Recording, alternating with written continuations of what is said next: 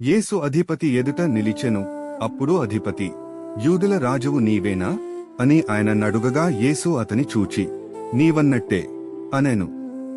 ప్రధాన యాజకులను పెద్దలను ఆయన మీద నేరము మోపినప్పుడు ఆయన ప్రత్యుత్తరమేమీయూ ఇయ్యలేదు.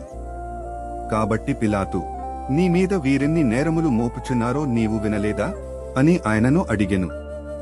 అయితే ఆయన ఒక మాటకైనను అతనికి ఉత్తరమియ్యలేదు గనుక అధిపతి మిక్కిలి ఆశ్చర్యపడెను. జనులు కోరుకునిన యొక్క ఖైదీని పండుగలో విడుదల చేయుట అధిపతికి వాడుక. ఆ కాలమందు బరబ్బా అను ప్రసిద్ధుడైన యొక్క ఖైదీ చెరసాలలో ఉండెను. కాబట్టి జనులు కూడి వచ్చినప్పుడు పిలాతు, నేనెవనని విడుదల చేయవలెనని మీరు కోరుచున్నారు? బరబ్బనా లేక క్రీస్తనబడిన యేసునా అని వారిని అడిగెను.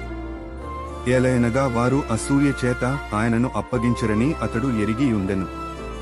అతడు న్యాయపీఠము మీద కూర్చుండి యున్నప్పుడు అతని భార్య, నీవు ఆ నీతిమంతుని జోలికి పోవద్దు, ఈ ప్రొద్దు ఆయనను గూర్చి నేను కలలో మిక్కిలి బాధపడితిని అని అతని యొద్దకు వర్తమానము పంపెను. ప్రధాన యాజకులను పెద్దలను బరబ్బను విడిపించుమని అడుగుటకును యేసును సంహరించుటకును జనసమూహములను ప్రేరేపించిరి. అధిపతి, ఈ ఇద్దరిలో నేనెవనని విడుదల చేయవలెనని మీరు కోరుచున్నారని వారినడుగగా వారు, బరబ్బనే. అలాగైతే క్రీస్తనబడిన యేసును ఏమి చేతును? సిలువ వేయుము. ఎందుకు? ఇతడు ఏ దుష్కార్యము చేసెను? సిలువ వేయుమని మరి ఎక్కువగా కేకలు వేసిరి.